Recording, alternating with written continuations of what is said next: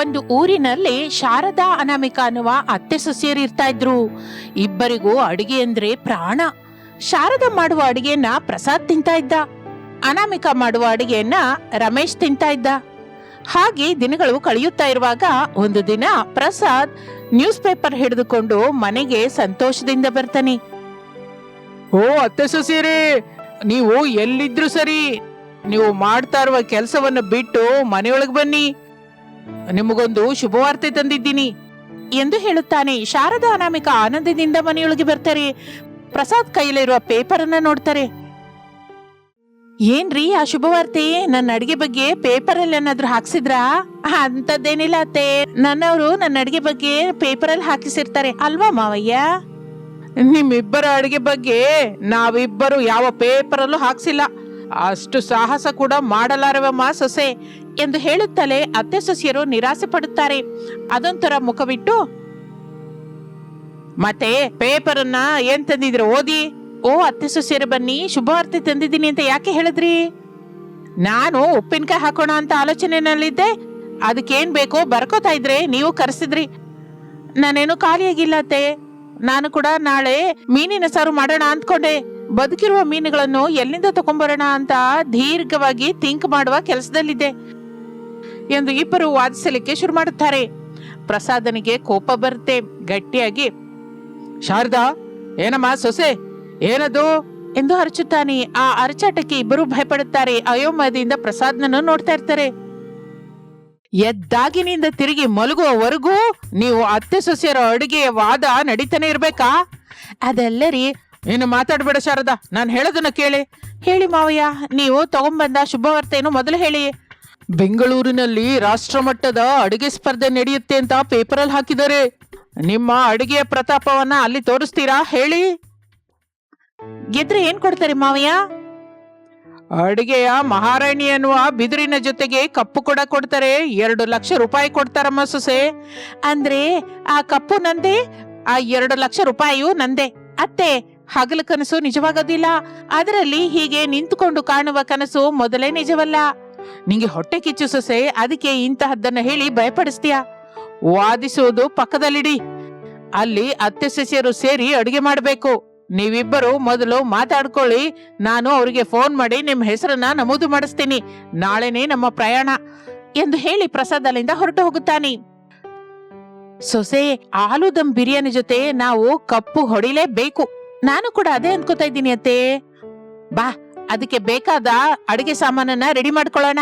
ನಾಳೆ ನಮ್ಮ ಪ್ರಯಾಣ ಅಂತ ನಿಮ್ಮ ಮಾವ ಹೇಳಿದ್ದಾರಲ್ಲ ಎಂದು ಇಬ್ಬರು ಆಲೂ ದಮ್ ಬಿರಿಯಾನಿಗಾಗಿ ಬೇಕಾದ ಸಾಮಾನಿನ ಬಗ್ಗೆ ಮಾತನಾಡಿಕೊಳ್ಳಲಿಕ್ಕೆ ಶುರು ಮಾಡುತ್ತಾರೆ. ಹಾಗೆ ಆ ದಿನ ಕಳೆಯುತ್ತದೆ. ಮಾರನೇ ದಿನ ಅತ್ತೆ ಸೊಸೆಯರು ಬೇಕಾದ ಸಾಮಾನುಗಳನ್ನು ಜೋಡಿಸಿಕೊಂಡು ಟ್ರೈನ್ ಹತ್ತುತ್ತಾರೆ. ಅವರ ಜೊತೆ ದೊಡ್ಡ ಬುಟ್ಟಿಯಲ್ಲಿ ಬಾಸುಮತಿ ಅಕ್ಕಿ, ಆಲೂಗೆಡ್ಡೆ, ಮಸಾಲೆ ಸಾಮಾನುಗಳು ಇರುತ್ತದೆ. ಟ್ರೈನ್ ಮುಂದಕ್ಕೆ ಸಾಗುತ್ತಾ ಇರುತ್ತದೆ. ಯಾಕಪ್ಪ ಈ ಅತ್ತೆ ಸೊಸೆರನ್ನ ಅಷ್ಟು ದೂರ ಕರ್ಕೊಂಡು ಹೋಗೋದು? ಯಾಕಪ್ಪ ಹಾಗಂತೀಯಾ? ನಮ್ಮ ಅತ್ತೆ ಸೊಸೆರಿಬ್ಬರು ಅಡುಗೆ ಸೂಪರ್ ಆಗಿ ಮಾಡ್ತಾರಲ್ವಾ, ಗೆಲ್ಲುವ ಅವಕಾಶ ಕೂಡ ಇದೆ ಇವರಿಗೆ. ಅದೆಲ್ಲಪ್ಪ, ಮೊದಲೇ ಈ ಅತ್ತೆ ಸೊಸೆಯರು ಅಡುಗೆ ವಿಷಯದಲ್ಲಿ ಒಬ್ಬರ ಮಾತನ್ನೊಬ್ಬರು ಕೇಳೋದಿಲ್ಲ. ಪಂದ್ಯದಲ್ಲಿ ಇಬ್ರು ವಾದಿಸ್ಕೋತಾರೆ, ಜಗಳವಾಡ್ತಾರೆ. ಆಗ ಕ್ಯಾಮ್ರಾ ಎಲ್ಲ ಇವ್ರ ಕಡೆನೆ ತಿರುಗುತ್ತೆ. ಮರ್ಯಾದೆ ಹೋಗುತ್ತಪ್ಪ. ಇಲ್ಲ ಮಗನೇ, ನೀನು ಹೇಳಿದ ಹಾಗೆ ನಡೆದ್ರು, ನಾನು ಅಂದುಕೊಂಡ ಹಾಗೆ ಗೆದ್ರು ನಮ್ಮ ಅತ್ತೆ ಸೊಸೆಯರಂತೂ ಫೇಮಸ್ ಆಗಿ ಹೋಗ್ತಾರೆ ಬಿಡು. ಎಲ್ಲರೂ ನೋಡ್ತಾರೆ, ಪೇಪರಲ್ಲಿ ಬರ್ತಾರೆ. ಅದೆಲ್ಲಪ್ಪ, ಇಷ್ಟು ಖರ್ಚು ಮಾಡಿಕೊಂಡು ಅಷ್ಟು ದೂರ ಹೋಗುವುದೇನಕ್ಕೆ ಅಂತ ಎಂದು ರಮೇಶ್ ಏನೋ ಹೇಳಲಿಕ್ಕೆ ಹೋಗುತ್ತಾ ಇರುವಾಗಲೇ ಅದು ಪೂರ್ತಿಯಾಗುವ ಮೊದಲೇ ಪ್ರಸಾದ್ ಸೇರ್ಕೊಂಡು, ಮಗು ರಮೇಶು, ನೀನ್ ಹಾಗೆ ನಿರಾಸೆಯಾಗಿ ಮಾತಾಡ್ಬೇಡು. ಹೋದ್ರೆ 5,000 ಹೋಗುತ್ತೆ, ಬಂದ್ರೆ 2 ಲಕ್ಷ ಬರುತ್ತಪ್ಪ. ನಮ್ಮವ್ರ ಮೇಲೆ ನಮಗೆ ನಂಬಿಕೆ ಇರಬೇಕು. ಮನೆ ಹತ್ರ ಅಂತೂ 4 ಗೋಡೆ ಇರುತ್ತೆ, ಜಗಳವಾಡಿದ್ರು ವಾದಿಸಿದ್ರು ಏನೂ ಆಗಲ್ಲ. ಆದ್ರೆ ಇಲ್ಲಿ ಹಾಗಲ್ಲ ಅಂತ ಅವರಿಬ್ಬರಿಗೆ ಗೊತ್ತಿಲ್ವಾ ಅಂತ ಹೇಳು ಮತ್ತೆ ಎಂದು ಹೇಳುತ್ತಲೇ ರಮೇಶ್ ಏನು ಮಾತನಾಡಲಿಲ್ಲ. ಟ್ರೈನ್ ಮುಂದಕ್ಕೆ ಹೋಗುತ್ತಾ ಇರುತ್ತದೆ. ಇಬ್ಬರು 2 ವಿಂಡೋ ಸೀಟ್ಗಳಲ್ಲಿ ಕೂತ್ಕೊಂಡ ಅತ್ತೆ ಸೊಸೆಯರಿಗೆ ತಂದೆ ಮಗ ಮಾತನಾಡುವುದು ಏನೂ ಅರ್ಥವಾಗಲಿಲ್ಲ. ಅತ್ತೆ, ನಾವ್ ಹೇಗಾದ್ರೂ ಕಪ್ಪು ಹೊಡಿಲೇಬೇಕು, 2 ಲಕ್ಷ ಗೆಲ್ಲೇಬೇಕು. ಹೌದು ಸೊಸೆಯೇ, ನಾನು ಹೇಳಿದ ಹಾಗೆ ಆಲೂ ದಮ್ ಬಿರಿಯಾನಿ ಮಾಡಿದೆ ಅಂದ್ರೆ ಕಪ್ಪು ನಮ್ದೇ, 2 ಲಕ್ಷನೂ ನಮ್ದೇ. ಅತ್ತೆ, ನೀವು ಹೇಳಿದ ಹಾಗೆ ಮಾಡ್ತಾ ಹೋದ್ರೆ ಅದು ಹಳೆ ಕಾಲದ ಬಿರಿಯಾನಿ ಆಗುತ್ತೆ, ಹೊಸ ಮಾಡೆಲ್ ಬಿರಿಯಾನಿ ಆಗಲ್ಲ. ನಾನೇನಾದ್ರೂ ಹೇಳಿದ ಹಾಗೆ ಮಾಡಿದ್ರೆ ಹೊಸ ಮಾಡೆಲ್ ಆಲೂ ಬಿರಿಯಾನಿ ಆಗುತ್ತೆ. ಗೆಲ್ಲುವ ಅವಕಾಶ ಹೆಚ್ಚಾಗಿರುತ್ತೆ ಎಂದು ಅನಾಮಿಕಾ ಹೇಳುತ್ತಲೇ ಶಾರದಂಗೆ ಕೋಪ ಬರುತ್ತೆ. ಆದ್ರೂ ಬಿರಿಯಾನಿಯಲ್ಲಿ ಹಳೇದು ಹೊಸದು ಏನೇ ಯಾರು ಮಾಡಿದ್ರು ಅದು ಬಿರಿಯಾನಿನೇ. ಆದ್ರೆ ಅತ್ತೆ, ರುಚಿಯಲ್ಲಿ ಬದಲಾವಣೆ ಇರುತ್ತಲ್ಲ. ನಿಮ್ಗೆ ನೆನಪಿದ್ಯಾ, ನಾವು ಮನೆಯಲ್ಲಿ ಒಂದು ದಿನ ಆಲೂ ದಮ್ ಬಿರಿಯಾನಿ ಮಾಡಿದ್ವಿ. ಯಾಕೆ ನೆನಪಿಲ್ಲ? ಬಹಳ ಚೆನ್ನಾಗಿ ನೆನಪಿದೆ. ನಾನು ಮಾಡಿದ ಆಲೂ ಬಿರಿಯಾನಿ ಎಲ್ಲ ಆಗಿ ಹೋಯ್ತಲ್ಲ. ನೀನು ಮಾಡಿದ ಆಲೂ ಬಿರಿಯಾನಿನೇ ಮಿಕ್ಕಿ ಹೋಯ್ತು. ನೀವು ನಿಮಗೆ ಅನುಕೂಲವಾಗಿ ಹೇಳ್ತಾ ಇದ್ದೀರಾ, ನಡೆದ ವಾಸ್ತವನೇ ಹೇಳ್ತಾ ಇಲ್ಲ.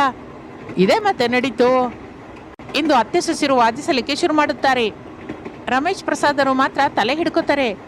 ಹಾಗೆ ಸಮಯ ಕಳೆಯುತ್ತಾ ಇರುತ್ತದೆ. ಟ್ರೈನ್ ಸ್ವಲ್ಪ ದೂರ ಹೋದ ನಂತರ ಮಳೆ ಶುರುವಾಗುತ್ತದೆ. ಮಿಂಚು ಗುಡುಗುಗಳು ಇದ್ದಕ್ಕಿದ್ದ ಹಾಗೆ ಒಂದೇ ಸಲಕ್ಕೆ ಟ್ರೈನ್ ನಿಂತು ಹೋಗುತ್ತದೆ. ಎಲ್ಲರೂ ಅಯೋಮಯದಿಂದ ಮುಖ ನೋಡ್ಕೋತಾರೆ. ಆಗಲೇ ಟಿಸಿ ಬರ್ತಾನೆ. ಯಾರು ಗಾಬರಿ ಆಗಬೇಡಿ. ಅತಿಯಾಗಿ ಮಳೆ ಬೀಳ್ತಾ ಇರೋದ್ರಿಂದ ಟ್ರೈನು 2-3 ಗಂಟೆ ಲೇಟ್ ಆಗಿ ನಡೆಯುತ್ತೆ ಎಂದು ಹೇಳುತ್ತಲೇ ಅತ್ತೆ ಸೊಸೆಯರು ಆಶ್ಚರ್ಯದಿಂದ ಮುಖ ನೋಡ್ಕೋತಾರೆ. ಅಯ್ಯ ಟಿಸಿ ಅವರೇ, ನಾವು 5,000 ರೂಪಾಯಿ ಖರ್ಚು ಮಾಡಿಕೊಂಡು ಬೆಂಗಳೂರಿನಲ್ಲಿ ನಡೆಯುವ ಅಡಿಗೆ ಸ್ಪರ್ಧೆಗೆ ಹೋಗ್ತಾ ಇದ್ದೀವಿ. ಲೇಟ್ ಆದ್ರೆ ನಾವು ಆ ಸ್ಪರ್ಧೆಗೆ ಸರಿಯಾದ ಸಮಯಕ್ಕೆ ಸೇರ್ಕೊಳಕ್ಕಾಗಲ್ಲ. ಅದಕ್ಕೆ ನನ್ನೇನ್ ಮಾಡು ಅಂತೀರಾ? ಇಷ್ಟೆಲ್ಲ ಮಳೆ ಬೀಳ್ತಿದೆ ಅಂತ ನೀವ್ ಅಂದ್ಕೊಂಡಿದ್ರಾ? ಇಲ್ವಲ್ಲ. ಹೋಗ್ಲಿ, ನಮಗೆ ಮೊದಲೇನೆ ಗೊತ್ತಾ? ಇಲ್ವಲ್ಲ. ಸಹನೆ ಇರ್ಬೇಕು ರೀ, ಇನ್ನು ತಪ್ಪಲ್ಲ. ಅದಲ್ಲ ಸರ್, ಸ್ಪರ್ಧೆಗೆ ಹೋಗದೆ ಇದ್ರೆ ನಾವು 5,000 ರೂಪಾಯಿ ನಷ್ಟ ಹೋಗ್ತೀವಿ. ನಷ್ಟ ಹೋಗೋದೇನಕ್ಕಯ್ಯ? ಆ ಸ್ಪರ್ಧೆಲಿ ಮಾಡ್ಕೋಬೇಕು ಅಂತ ಅಂದ್ಕೊಂಡ ಅಡುಗೆನೆ ಇಲ್ಲಿ ಮಾಡ್ಬಿಡಿ. ಮೊದಲೇ ಮಳೆ, ಮೇಲಾಗಿ ತಣ್ಣನೇ ಗಾಳಿ. ನೀವು ಮಾಡುವ ಅಡುಗೆ ಬಿಸಿ ಬಿಸಿಯಾಗಿರುತ್ತೆ. ಹಿಡಿಸಿದವರು ದುಡ್ಡು ಕೊಟ್ಟು ತಿಂತಾರೆ. ಅತ್ತೆ ಸೊಸೆಯರಿಬ್ಬರು ಒಬ್ಬರ ಮುಖನೊಬ್ಬರು ನೋಡಿಕೊಳ್ಳುತ್ತಾರೆ. ನೋಡಿದ್ರ, ನಾನು ಕೊಟ್ಟ ಐಡಿಯಾ ಸಖತ್ತಾಗಿದೆ ಅಲ್ವಾ? ಯಾರು ಹೊರಗಡೆ ನೋಡ್ಬೇಡಿ, ಕೈಗಳು ಹೊರಗಡೆ ಇಡಬೇಡಿ. ಮಳೆ ಜೋರಾಗಿ ಬೀಳ್ತಾ ಇದೆ, ಒಳಗಡೆ ಜಾಗ್ರತೆಯಿಂದ ಇರಿ. ತಂದುಕೊಂಡದನ್ನು ತಿಂದು ಟೆನ್ಷನ್ ಮಾಡ್ಕೊಳ್ಳದೆ ಮನೇಲಿರೋ ಹಾಗೆ ಇರಿ ಎಂದು ಹೇಳಿಕೊಂಡು ಹೊರಟು ಹೋಗುತ್ತಾನೆ. ಬೋಗಿಯಲ್ಲಿ ಸ್ವಲ್ಪ ಹೊತ್ತು ನಿಶ್ಶಬ್ದ ನೆಲೆಸುತ್ತದೆ. ಹೊರಗಡೆ ಮಳೆ ಒಂದೇ ಸುಮ್ಮನೆ ಬೀಳ್ತಾ ಇರುತ್ತೆ. ಅತ್ತೆ, ಟಿಸಿ ಹೇಳಿದ್ದು ನಿಜನೇ ಅಲ್ವಾ? ನಾವು ಇಲ್ಲಿ ಆಲೂ ದಮ್ ಬಿರಿಯಾನಿ ಮಾಡಿ ಮಾರಿದ್ರೆ ಹೇಗಿರುತ್ತೆ? ಟ್ರೈನ್ ಅಲ್ಲ. ಏನು ಹುಚ್ಚು ಮಾತಾಡ್ತಾ ಇದೆಯಾ ಸೊಸೆ? ಹುಚ್ಚಲ್ಲ ಅತ್ತೆ, ನೋಡಿ ಬೋಗಿಯಲ್ಲಿ ಎಲ್ಲರೂ ಚಳಿಯಿಂದ ನಡುಗ್ತಾ ಇದ್ದಾರೆ. ಅದೇ ಬಿಸಿ ಬಿಸಿ ಬಿರಿಯಾನಿ ಸಿಕ್ಕಿದ್ರೆ ತಿಂತಾರೆ. ನನ್ ಕೂಡ ಹಾಗೆ ಅನ್ನಿಸ್ತಾ ಇದೆ ಶಾರದಾ. ಅಪ್ಪ, ಟ್ರೈನಲ್ಲಿ ಅಡುಗೆ ಮಾಡೋದು ಹೇಗೆ? ನಮ್ಮ ಹತ್ರ ಇಂಡಕ್ಷನ್ ಸ್ಟವ್ ಇದೆಯಲ್ಲಪ್ಪ ಮಗನೇ, ಸ್ಪರ್ಧೆಗಾಗಿ ತಂದಿದ್ದೀವಲ್ಲ ಎಂದು ಹೇಳುತ್ತಲೇ ಅತ್ತೆ ಸೊಸೆಯರ ಕಣ್ಣಲ್ಲಿ ಬೆಳಕು ಕಾಣಿಸುತ್ತದೆ. ಅಂದ್ರೆ ತಡವೇನಕ್ಕೆ, ಅಡುಗೆ ಮಾಡೋಣ ಸೊಸೆ. ಆದ್ರೆ ಒಂದು ಷರತ್ತತ್ತೆ. ಏನದು? ಈ ಸಲ ನನ್ನ ಮಾತು ಕೂಡ ಕೇಳಬೇಕು. ಸರಿ, ನೀನು ನನ್ನ ಮಾತು ಕೇಳಬೇಕು. ಹಾಗೆ ಇಬ್ಬರು ರಾಜಿಯಾಗುತ್ತಾರೆ. ತಕ್ಷಣ ಸಾಮಾನುಗಳನ್ನು ತೆಗೆದು ಒಂದು ಮೂಲೆಯಲ್ಲಿ ಜೋಡಿಸಿಕೊಳ್ಳುತ್ತಾರೆ. ಬೋಗಿಯಲ್ಲಿರುವ ಪ್ರಯಾಣಿಕರು ಆಶ್ಚರ್ಯದಿಂದ ನೋಡ್ತಾ ಇರ್ತಾರೆ. ಏನಮ್ಮ, ನಿಜವಾಗಿ ಬಿರಿಯಾನಿ ಮಾಡ್ತೀರಾ? ಹೌದು ರೀ. ಅಂದ್ರೆ ನಮಗೂ ಕೊಡ್ಬೇಕು. ದುಡ್ಡು ಕೊಟ್ರೆ ಖಂಡಿತ ಕೊಡ್ತೀವಪ್ಪ ಎಂದು ಹೇಳುತ್ತಲೇ ಬೋಗಿ ಎಲ್ಲವೂ ನಗುವಿನಲ್ಲಿ ಮಾರ್ದನಿಸುತ್ತದೆ. ಸ್ವಲ್ಪ ಹೊತ್ತಿಗೆ ಇಂಡಕ್ಷನ್ ಸ್ಟವ್ ಮೇಲೆ ಪಾತ್ರೆ ಇಟ್ಟು ತುಪ್ಪ ಬಿಸಿ ಮಾಡುತ್ತಾರೆ. ದಾಲ್ಚಿನ್ನಿ ಚೂರು, ಲವಂಗ, ಯಾಲಕ್ಕಿಗಳು ಬೇಯುತ್ತಲೇ ಸುವಾಸನೆ ಬೋಗಿ ಎಲ್ಲ ವ್ಯಾಪಿಸುತ್ತದೆ. ಹಾ, ಈ ವಾಸನೆಗೆ ಹಸಿವೆ ಆಗ್ತಾ ಇದೆ. ಇನ್ನು ನಿಜವಾದ ಕೆಲಸ ಶುರುವಾಗಿಲ್ಲ ರೀ. ಅನಾಮಿಕಾ ಮಸಾಲೆ ಸೇರಿಸುತ್ತಾಳೆ. ಇಬ್ಬರು ಒಬ್ಬರ ಕೆಲಸ ಒಬ್ಬರು ನೋಡ್ಕೊಂಡು ಮಾಡ್ತಾ ಇದ್ರೆ, ಎಲ್ಲಿ ನೋಡು ರಮೇಶು, ಮನೇಲಿ ಯಾವಾಗಲೂ ವಾದಿಸ್ತಾ ಇದ್ರು. ಈಗ ನೋಡಿದ್ಯಾ ಎಷ್ಟು ಚೆನ್ನಾಗಿ ಒಗ್ಗಟ್ಟಾಗಿ ಮಾಡ್ತಾ ಇದ್ದಾರೆ. ನಿಜನೇ ಅಪ್ಪ. ಸ್ವಲ್ಪ ಹೊತ್ತಿಗೆ ಬಾಸುಮತಿ ಅಕ್ಕಿ ಕೂಡ ಹಾಕಿ ದಮ್ ಹಾಕುತ್ತಾರೆ. ಆ ಸುವಾಸನೆ ಬೋಗಿ ದಾಟಿ ಪಕ್ಕದ ಬೋಗಿಗೆ ಕೂಡ ಸೇರುತ್ತದೆ. ಸುಮಾರಾಗಿ 40 ನಿಮಿಷದ ನಂತರ ಎಲ್ಲರೂ ಆಸಕ್ತಿಯಿಂದ ನೋಡ್ತಾ ಇರ್ತಾರೆ. ನಮ್ಮ ಆಲೂ ದಮ್ ಬಿರಿಯಾನಿ ರೆಡಿ. ತಕ್ಷಣ ಚಿಕ್ಕ ಚಿಕ್ಕ ಡಬ್ಬಗಳಲ್ಲಿ ಬಿರಿಯಾನಿ ಬಡಿಸಲಿಕ್ಕೆ ಶುರು ಮಾಡುತ್ತಾರೆ. ಮೊದಲು 10 ಜನ ಕೊಂಡ್ಕೋತಾರೆ. ತಿಂದ ನಂತರ ಇನ್ನೊಂದು ಡಬ್ಬ ಕೊಡಿ, ನನ್ಗೆ 2 ಕೊಡಿ. ಪಕ್ಕದ ಬೋಗಿಯಲ್ಲಿ ನನ್ನ ಸ್ನೇಹಿತರಿದ್ದಾರೆ, ಅವ್ರಿಗೆ ಕೂಡ ಬೇಕು. ಹಾಗೆ ಗಂಟೆಯಲ್ಲಿಯೇ ಬಿರಿಯಾನಿ ಎಲ್ಲ ಮಾರಾಟವಾಗುತ್ತದೆ. ಎಷ್ಟು ಬಂತಮ್ಮ ಸೊಸೆ? ಮಾವಯ್ಯ 5,000 ರೂಪಾಯಿ ಬಂತು. ಅಂದ್ರೆ ಪರ್ದೆಗೆ ಕಟ್ಟಿದ ದುಡ್ಡು ಬಂದ ಹಾಗೆ. ಆ ಮಾತುಗಳು ಎಲ್ಲರೂ ಸಂತೋಷ ಪಡುತ್ತಾರೆ. ನಾವು ಹೋಗುವವರೆಗೂ ಸ್ಪರ್ಧೆಗೆ ಸಮಯವೇ ಇದ್ರೆ ಹೋಗೋಣ ಅತ್ತೆ, ಇಲ್ಲ ಅಂದ್ರೆ ತಿರುಗಿ ಮನೆಗೆ ಹೋಗೋಣ ಅತ್ತೆ. ಆದ್ರೆ ಇದು ಹೇಗೆ, ಮಳೆಗಾಲವಾಗಿದ್ದರಿಂದ ನಾವು ಟ್ರೈನಲ್ಲಿ ಆಲೂ ದಮ್ ಬಿರಿಯಾನಿ ಮಾರಿದ್ರೆ ಹೇಗಿರುತ್ತೆ ಹೇಳಿ? ಚೆನ್ನಾಗಿರುತ್ತೆ ಸೊಸೆ. ಮನೆ ಹತ್ರನೇ ಮಾಡಿಕೊಂಡು ಚಿಕ್ಕ ಚಿಕ್ಕ ಡಬ್ಬಗಳಲ್ಲಿ ಇಟ್ಕೊಂಡು ಮಾರಿದ್ರೆ ಸರಿ ಹೋಗುತ್ತೆ. ಹಾಗೆ ಅತ್ತೆ ಸೊಸೆಯರಿಬ್ಬರು ಮಾತನಾಡಿಕೊಳ್ಳುತ್ತಾರೆ. 5 ಗಂಟೆಯ ನಂತರ ಬೆಂಗಳೂರಿಗೆ ಸೇರಿಕೊಳ್ಳುತ್ತಾರೆ. ಸ್ಪರ್ಧೆ ಸಮಯ ದಾಟಿ ಹೋಗಿದೆ ಎಂದು ಹೇಳುತ್ತಾರೆ. ಅದರಿಂದ ತಿರುಗಿ ಮಾರನೇ ದಿನ ಮನೆಗೆ ಸೇರಿಕೊಳ್ಳುತ್ತಾರೆ. ಇನ್ನು ಆಗಿನಿಂದ ಮನೆ ಹತ್ತಿರವೇ ಬಿಸಿ ಬಿಸಿಯಾಗಿ ಆಲೂ ದಮ್ ಬಿರಿಯಾನಿ ಮಾಡಿಕೊಂಡು ಡಬ್ಬದಲ್ಲಿ ಕಟ್ಟಿ ಟ್ರೈನಲ್ಲಿ ಮಾರ್ತಾ ಇದ್ರು. ಬಂದ ದುಡ್ಡಿನಿಂದ ಸಂತೋಷದಿಂದ ಜೀವಿಸ್ತಾ ಇದ್ರು. ಇದು ಇಂದಿನ ಕಥೆ. ಮತ್ತೊಂದು ಆಸಕ್ತಿಕರ ಕಥೆ ಜೊತೆ ಮತ್ತೆ ಸೇರೋಣ. ಅಲ್ಲಿವರೆಗೂ ವಿರಾಮ. ನಮಸ್ತೆ. ಶಾರದಾ ಪ್ರಸಾದ್ ದಂಪತಿಗಳು 2 ಮೂಟೆಗಳನ್ನು ನೆತ್ತಿ ಮೇಲೆ ಇಟ್ಟುಕೊಂಡು ಸಿಟಿಯೊಳಗೆ ಒಂದು ರೋಡ್ ಪಕ್ಕದಲ್ಲಿ ದುಃಖದಿಂದ ನಡ್ಕೊಂಡು ಹೋಗ್ತಾ ಇರ್ತಾರೆ. ನನ್ ಮಾತು ಕೇಳು ಶಾರದಾ, ನಾವು ಊರಿಗೆ ಹೊರಟೋಗೋಣ. ಇಷ್ಟು ದೊಡ್ಡ ಸಿಟಿನಲ್ಲಿ ನಾವು ಎಲ್ಲಿ ಇರ್ಬೇಕು ಹೇಳು? ಹೇಗೆ ಬದುಕೋಣ ಹೇಳು? ಸುಮ್ನಿರಿ, ಊರಲ್ಲಿರುವ ನಮ್ಮ ದೊಡ್ಡ ಮಗ ರಮೇಶು, ದೊಡ್ಡ ಸೊಸೆ ಅನಾಮಿಕಾ ವ್ಯವಸಾಯ ಕೂಲಿಗಳಾಗಿ ಮಾಡ್ಕೊಂಡು ರೇಷನ್ ಅಕ್ಕಿ ತಿನ್ಕೊಂಡು ಇದ್ದದ್ರಲ್ಲೇ ಜೀವಿಸ್ತಾ ಇದ್ದಾರೆ. ಈಗ ನಾವು ಹೋದ್ರೆ ಅವರಿಗೆ ಭಾರ ಆಗ್ತೀವಿ. ನಾನು ಏನಕ್ಕೆ ಹೇಳ್ತಾ ಇದ್ದೀನೋ ಅರ್ಥ ಮಾಡ್ಕೊಳ್ರಿ. ನಾವು ಭಾರ ಅಂತ ಓದಿಕೊಂಡ ಚಿಕ್ಕ ಸೊಸೆ ಭಾವನ ಅಂದ್ಕೊಂಡಿದ್ದಾಳೆ. ಆದ್ರೆ ಯಾವ ಓದು ಇಲ್ಲದ ನಮ್ಮ ದೊಡ್ಡ ಸೊಸೆನ ಹಾಗೆ ಅಂದ್ಕೋಬೇಡ ಶಾರದಾ. ನಮ್ಮನ್ನ ನೋಡಿ ತುಂಬಾ ಸಂತೋಷ ಪಡ್ತಾಳೆ. ಅವರು ತಿನ್ನುವ ಅನ್ನದಲ್ಲಿಂದ ಮೊದಲು ನಮಗೆ ಇಡ್ತಾಳೆ, ಮಿಕ್ಕಿದ್ರೆ ನಮ್ಮ ಸೊಸೆ ತಿಂತಾಳೆ. ಅದಕ್ಕೆ ನಾನು ಬೇಡ ಅಂತಿರೋದು. ಅನಾಮಿಕಾ ಮನಸ್ಸು ಏನು ಅಂತ ನನಗಿಂತ ನಿಮ್ಗೆ ಚೆನ್ನಾಗಿ ಗೊತ್ತು. ಅಂದ್ರೆ ಈಗ ನಾವು ಎಲ್ಲಿರೋಣ ಶಾರದಾ? ಇಷ್ಟು ದೊಡ್ಡ ಪಟ್ಟಣದಲ್ಲಿ ಅನಾಥ ಶರಣಾಲಯ ಒಂದು ಕೂಡ ಇರಲ್ವೇನ್ರಿ ಎಂದು ಶಾರದಾ ಕೇಳುತ್ತಾಳೆ. ಪ್ರಸಾದ್ ಹೆಜ್ಜೆ ಮುಂದಕ್ಕೆ ಇಡಲಾರದೆ ಹೋಗುತ್ತಾನೆ. ನಿಂತು ಹೋಗಿ ದುಃಖದಿಂದ ಕಣ್ಣೀರು ಹಾಕುತ್ತಾನೆ. ಶಾರದಾ ಕೂಡ ನಿಲ್ಲುತ್ತಾಳೆ. ಇಬ್ರು ಮಕ್ಕಳಿದ್ರು ಕೂಡ ನಾವು ಅನಾಥಾಶ್ರಮದಲ್ಲಿ ಇರ್ಬೇಕಾ ಶಾರದಾ? ತಪ್ಪದು ರೀ. ಓದಿಕೊಂಡ ಚಿಕ್ಕ ಸೊಸೆಗೆ ನಾವಂದ್ರೆ ಬೇಸರ. ನಮ್ಮನ್ನು ಕೆಲಸದವರಿಗಿಂತ ದಾರುಣವಾಗಿ ನೋಡ್ತಾಳೆ. ಇನ್ನು ಓದಿಕೊಳ್ಳದ ದೊಡ್ಡ ಸೊಸೆಗೆ ನಾವಂದ್ರೆ ಪ್ರಾಣ.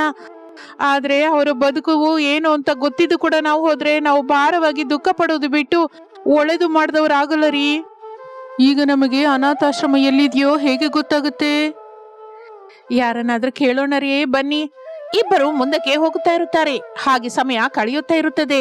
ಭಾವನಾ ಆಫೀಸಿಂದ ಕೋಪದಿಂದ ಮನೆಗೆ ಬರ್ತಾಳೆ. ಗಂಡ ವಿನೋದ್ ಸೋಫಾದಲ್ಲಿ ಕೂತ್ಕೊಂಡು ರಿಲ್ಯಾಕ್ಸ್ ಆಗಿ ಬಿಸಿ ಬಿಸಿ ಟೀ ಕುಡಿತಾ ಇರ್ತಾನೆ. ನೀವು ಮಾಡಿದ್ದೇನು ಚೆನ್ನಾಗಿಲ್ಲ ರೀ. ಭಾವನಾ, ನಾನು ಮಾಡಿದ ಟೀ ನಿಂಗ್ ಹಿಡಿಸ್ತಾ ಇದ್ರೆ ನೀನೇ ಮಾಡ್ಕೊಂಡು ಕುಡಿ. ನಾನ್ ಬೇಡ ಅಂತ ಹೇಳ್ತಾ ಇಲ್ಲ. ನೀನು ಕಿಚನ್ ಒಳಗೆ ಹೋಗ್ತಾ ಇದ್ರೆ ಅಡ್ಡವಾಗಿ ನಿಂತಿಲ್ವಲ್ಲ. ನೀವು ಕೆಟ್ಟ ಜೋಕ್ ಹಾಕ್ಬೇಡಿ. ಮೊದ್ಲೇ ನಾನು ಕೋಪದಿಂದ ಇದ್ದೀನಿ. ಆದ್ರೂ ನೀನ್ ಯಾವಾಗ ನಗ್ತಾ ಇರ್ತೀಯಂತ ಇದನ್ನ ಕೋಪದಿಂದ ಇರೋದಕ್ಕೆ? ನಿನ್ನ ಮುಖ ಯಾವಾಗ್ಲೂ ಕೋಪದಿಂದನೇ ಇರುತ್ತೆ.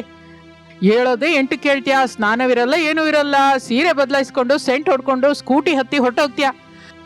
ನಾನು ಮಾಡ್ತಾ ಇರೋ ಜಾಬ್ ಅಂತ ಅದು ವಿನೋದ್. ಸಾಕು ಬಿಡು ಭಾವನಾ. ಪ್ರಪಂಚದಲ್ಲಿ ಮಿಕ್ಕ ಹೆಂಗಸರು ಜಾಬ್ ಮಾಡ್ತಾ ಇಲ್ವಾ? ಮನೆ ಹತ್ರ ಗಂಡನ ಅತ್ತೆ ಮಾವನ ನೋಡ್ಕೋತಾ ಇಲ್ವಾ? ಭಾವನಾ ಮತ್ತಷ್ಟು ಕೋಪದಿಂದ ನೋಡ್ತಾಳೆ. ಮನೆ ಹತ್ರ ಅಡಿಗೆ ಮಾಡೋದಕ್ಕೆ ಟೈಮ್ ಇರಲ್ಲ. ಆರ್ಡರ್ ಮಾಡ್ಕೊಂಡು ಟಿಫಿನ್, ಲಂಚು, ಸ್ನಾಕು ತಿಂದು ಬಿಡ್ತೀಯ. ರಾತ್ರಿಗೆ ಕೋಪದಿಂದ ಮನೆಗೆ ಬಂದು ಸುಸ್ತಾಗಿದ್ದೀನಿ, ಅಡಿಗೆ ಮಾಡಲಾರೆ, ಆರ್ಡರ್ ಮಾಡು ಅಂತ ಹೇಳಿ ಮಲ್ಕೋತೀಯ. ನಮ್ಮ ವಿಷಯ ಆಮೇಲೆ ಮಾತಾಡೋಣ. ಮೊದಲು ನಮ್ಮ ಅಮ್ಮನವ್ರನ್ನೇ ಇಲ್ಲಿಗೆ ಏನಕ್ಕೆ ಬರಬೇಡ ಅಂತ ಹೇಳಿದಿ ಅದು ಮೊದಲು ಹೇಳು. ನಾನು ಏಕೆ ಹೇಳ್ದೆ ಅಂದ್ರೆ, ಮೊದಲು ನಮ್ಮ ಅಮ್ಮನವರನ್ನ ಯಾಕೆ ಮನೆಯಿಂದ ಹೊರಗಟ್ಟದೆ ಅದು ಮೊದಲು ಹೇಳು ಭಾವನಾ. ನಾನು ಹಾಗೆ ಹೇಳಿಲ್ಲ ಅತ್ತೆ ಮಾವಯ್ಯ. ನಾನು ಓದ್ಕೊಂಡ ಹುಡುಗಿ, ಮೇಲಾಗಿ ಜಾಬ್ ಮಾಡ್ತಾ ಇದ್ದೀನಿ. ನಿಮಗೆ ಅಡಿಗೆ ಮಾಡಿ ಹಾಕಕ್ಕಾಗಲ್ಲ, ನೋಡೋಕ್ಕಾಗಲ್ಲ.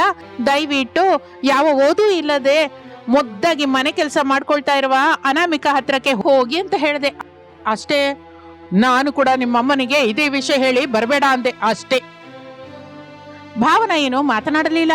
ವಿನೋದ್ ಮಾತ್ರ ತನ್ನಲ್ಲಿ ತಾನು ಉರಿತಾ ಇದೆ ಹಾಗೆ ಒಳಗಡೆ ಅಂದುಕೊಂಡು ಮುಸಿ ಮುಸಿ ನಗುತ್ತಾ ಹೊರಟು ಹೋಗುತ್ತಾನೆ. ಅದೇ ಸಮಯದಲ್ಲಿ ಊರಿನಲ್ಲಿ ಅನಾಮಿಕಾ ತನ್ನ ಗಂಡ ರಮೇಶನ ಹತ್ರ ಏನು ಅಂದ್ರೆ, ಒಂದು ಸಲ ನೀವು ವಿನೋದ್ ಹತ್ರಕ್ಕೆ ಹೋಗ್ ಬರ್ಬೇಕು ಎಂದು ಹೇಳುತ್ತಾಳೆ. ಯಾಕೆ ಅನಾಮಿಕಾ? ತಮ್ಮನ್ಗೆ ಏನಾದ್ರೂ ಮೈನಲ್ಲಿ ಚೆನ್ನಾಗಿಲ್ವಾ? ತಮ್ಮ ಅನ್ನೋದನ್ನ ಏನಾದ್ರೂ ಅಂದ್ಕೊಂಡ್ರಾ?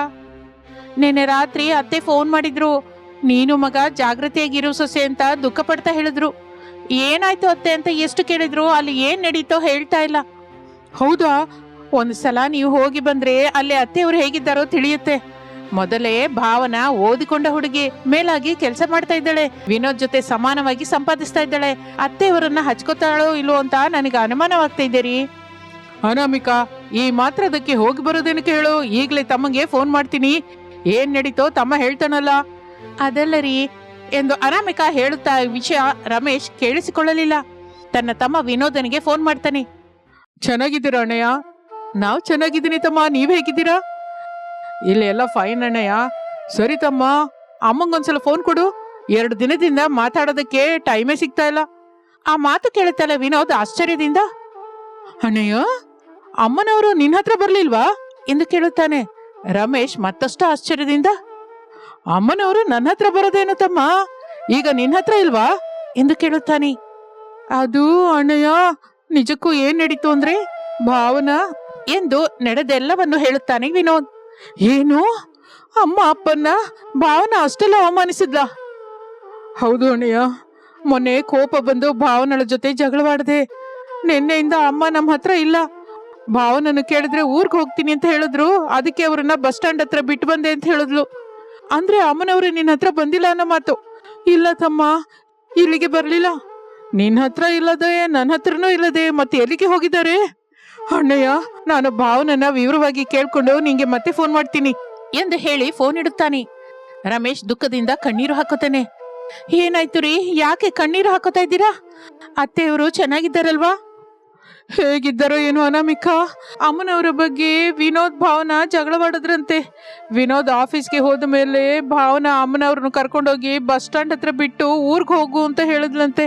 ಊರಿಗಂದ್ರೆ ನಮ್ಮ ಹತ್ರನೇ ಅಲ್ವಾ? ಹೌದು ಅನಾಮಿಕಾ, ನಮ್ಮ ಹತ್ರಕ್ಕೆ. ಆದ್ರೆ ಅಮ್ಮನವರು ನಮ್ಮ ಹತ್ರಕ್ಕೆ ಬರಲೇ ಇಲ್ಲ. ಮತ್ತೆ ಎಲ್ಲಿಗೆ ಹೋದಾಗೆ? ಯಾರ ಹತ್ರ ಇದ್ದ ಹಾಗೆ? ಭಾವನ ಬಸ್ ಸ್ಟ್ಯಾಂಡ್ ಹತ್ರ ಬಿಟ್ರೆ ನಮ್ಮ ಮನೆಗೆ ಬರೋದಕ್ಕೆ ಯಾಕೆ ಅವರು ಆಲೋಚಿಸಿದ ಹಾಗೆ? ನನ್ಗೇನು ಅರ್ಥವಾಗ್ತಿಲ್ಲ ಅನಾಮಿಕಾ. ಇದರಲ್ಲಿ ಅರ್ಥವಾಗದಿರೋದಕ್ಕೆ ಏನಿದೆ ಹೇಳಿ? ಈ ಬಡ ಮಗ ಬಡ ಸೊಸೆ ಮನೆಗೆ ಬಂದು ಯಾಕೆ ದುಃಖ ಕೊಡಬೇಕು ಅಂತ ಅಂದ್ಕೊಂಡಿರ್ತಾರೆ. ಈಗ ಅಮ್ಮನವ್ರನ್ನ ಎಲ್ಲಿ ಅಂತ ಹುಡ್ಕೋಣ ಅನಾಮಿಕಾ? ಅನಾಮಿಕಳಿಂದ ಎಂಥ ಉತ್ತರವೂ ಬರಲಿಲ್ಲ. ವಿನೋದ್ ಭಾವನನ್ನು ಗಟ್ಟಿಯಾಗಿ ಕೋಪದಿಂದ ಕೇಳ್ತಾ ಇರ್ತಾನೆ. ಹೇಳು ಭಾವನಾ, ನಮ್ಮ ಅಮ್ಮ ಅಪ್ಪನ ಎಲ್ಲಿ ಕರ್ಕೊಂಡು ಹೋಗಿಬಿಟ್ಟೆ? ನಾನು ಬಸ್ ಸ್ಟ್ಯಾಂಡ್ ಹತ್ರನೇ ಬಿಟ್ಟೆ ವಿನೋದ್. ಯಾಕೆ, ಏನಾಯ್ತು? ಅತ್ತೆಯವರು ಊರಿಗೆ ಹೋಗ್ಲಿಲ್ವಾ? ಹೋಗಿಲ್ಲ. ಎಲ್ಲಿಗೆ ಹೋಗಿದ್ದಾರೋ ಗೊತ್ತಿಲ್ಲ, ಹೇಗಿದ್ದಾರೋ ಗೊತ್ತಿಲ್ಲ. ನಮ್ಮ ಅಮ್ಮ ಅಪ್ಪಂಗೆ ಏನಾದ್ರೂ ಆಗ್ಬೇಕು, ಆಗ ನೋಡು ಎಂದು ವಿನೋದ್ ಕೋಪದಿಂದ ಕಾರ್ ಹಾಕಿಕೊಂಡು ಹೊರಟು ಹೋಗುತ್ತಾನೆ. ಊರಿನಿಂದ ಅನಾಮಿಕ ರಮೇಶ್ ಬಸ್ಸಲ್ಲಿ ಹೊರಡುತ್ತಾರೆ. ಆ ದಿನ ರಾತ್ರಿ ವಿನೋದನ ಮನೆಯಲ್ಲಿ ವಿನೋದ್ ರಮೇಶ್ ದುಃಖದಿಂದ ಹಾಲಲ್ಲಿ ಕೂತಿರ್ತಾರೆ. ಅನಾಮಿಕ ಭಾವನ ನಿಂತಿರುತ್ತಾರೆ. ತಂಗಿ, ಅತ್ತೆಯವರನ್ನ ನಿಂಗೆ ನೋಡ್ಕೊಳ್ಳೋಕೆ ಇಷ್ಟವಿಲ್ಲದಿದ್ರೆ ನನಗೆ ಫೋನ್ ಮಾಡಿದಿದ್ರೆ ನಾನೇ ಬಂದು ಕರ್ಕೊಂಡು ಹೋಗ್ತಾ ಇದ್ದೆ ಅಲ್ಲ. ಈಗ ನಮ್ಗೆ ಈ ದುಃಖ ಇರ್ತಾನೆ ಇರ್ಲಿಲ್ವಲ್ಲ?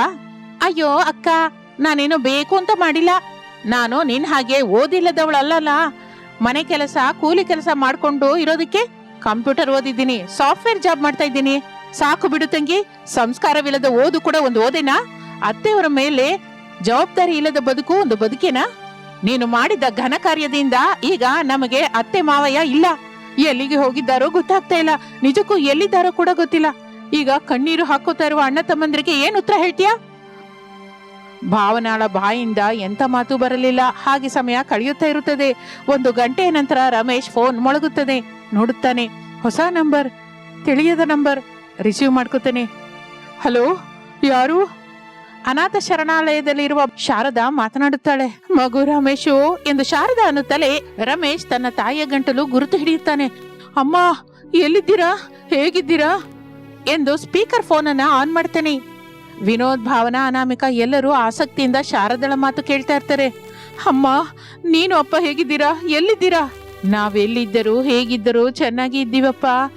ನೀವೆಲ್ಲರೂ ಚೆನ್ನಾಗಿರಿ. ನಮ್ಮ ಬಗ್ಗೆ ನೀವು ಆಲೋಚಿಸ್ಬೇಡಿ. ಅಮ್ಮ, ಮೊದಲು ನೀವೆಲ್ಲಿದ್ದೀರಾ ಹೇಳಿ. ನಮ್ಮ ಬಗ್ಗೆ ಆಲೋಚಿಸ್ಬೇಡ ಮಗನೇ, ನಾವಿಬ್ರು ಚೆನ್ನಾಗಿದ್ದೀವಿ ಎಂದು ಹೇಳಿ ಶಾರದಾ ಫೋನ್ ಇಡುತ್ತಾಳೆ. ರಮೇಶ್ ತಿರುಗಿ ಫೋನ್ ಮಾಡ್ತಾನೆ. ಆದರೆ ಫೋನು ಸಿಗ್ತಾ ಇರಲಿಲ್ಲ. ಎಲ್ಲರೂ ದುಃಖದಿಂದ ಕೂತಿರ್ತಾರೆ. ಹಾಗೆ 1 ವಾರ ಕಳೆದ ನಂತರ ರಮೇಶ್ ವಿನೋದರು ಶಾರದಾ ಅವರು ಅನಾಥಾಶ್ರಮದಲ್ಲಿ ಇದ್ದಾರೆ ಎಂದು ತಿಳಿದು ಅವರ ಹತ್ರಕ್ಕೆ ಬರ್ತಾರೆ. ನನ್ನನ್ನು ಕ್ಷಮಿಸ್ಬಿಡಿ ಅತ್ತೆ. ಇಲ್ಲಮ್ಮ ಸೊಸೆ, ತಪ್ಪು ಯಾರದ್ದು ಅಲ್ಲ, ಇಲ್ಲಿ ಕಾಲದ್ದು. ಅದನ್ನ ನಾವು ಅರ್ಥ ಮಾಡಿಕೊಂಡು ಮುಂದಕ್ಕೆ ನಡಿಬೇಕು ಅಷ್ಟೇ. ಕೆಲಸದ ಒತ್ತಡದಿಂದ ಭಾವನಾ ನಿಮ್ಮನ್ನು ದೂರ ಮಾಡ್ಕೊಂಡಿದ್ದಾಳೆ. ಆದ್ರೆ ನಾನು ನಿಮ್ಮನ್ನು ಏನು ಅಂದಿಲ್ವಲ್ಲ ಅತ್ತೆ. ನಮ್ಮ ಹತ್ರಕ್ಕೆ ಬರದೆ ಈ ಅನಾಥಾಶ್ರಮಕ್ಕೆ ಯಾಕೆ ಬಂದ ಹಾಗೆ? ಊರಿನಲ್ಲಿ ಕೆಲಸ ಸರಿಯಾಗಿಲ್ಲದೆ ನೀವು ಬದುಕೋದೆ ಕಷ್ಟವಾಗಿದೆಯಲ್ಲಮ್ಮ ಸೊಸೆ. ಇನ್ನು ನಾವು ಬಂದ್ರೆ ನಿಮ್ಗೆ ಕಷ್ಟ ಅಲ್ವಾ? ಗಂಜಿ ನೀರು ಕುಡಿಯೋಣ ಮಾವಯ್ಯ, ಇದ್ದದ್ರಲ್ಲಿ ಎಲ್ಲರೂ ಹೊಂದ್ಕೊಳ್ಳೋಣ ಎಂದು ಶಾರದಾ ಪ್ರಸಾದರ ಜೊತೆ ಮಾತನಾಡಿ ಅವರನ್ನು ಅಲ್ಲಿಂದ ಊರಿಗೆ ಕರ್ಕೊಂಡು ಹೋಗಿ ಇದ್ದದ್ರಲ್ಲೇ ಸಂತೋಷದಿಂದ ನೋಡ್ಕೊಂತಾ ಇರ್ತಾಳೆ ಅನಾಮಿಕಾ. ಆ ನಂತರ ಭಾವನಾಳಲ್ಲಿ ಕೂಡ ಪಶ್ಚಾತ್ತಾಪ ಬರುತ್ತದೆ. ಇದು ಇಂದಿನ ಕತೆ. ಮತ್ತೊಂದು ಆಸಕ್ತಿಕರ ಕತೆ ಜೊತೆ ಮತ್ತೆ ಸೇರೋಣ. ಅಲ್ಲಿವರೆಗೂ ವಿರಾಮ. ನಮಸ್ತೆ.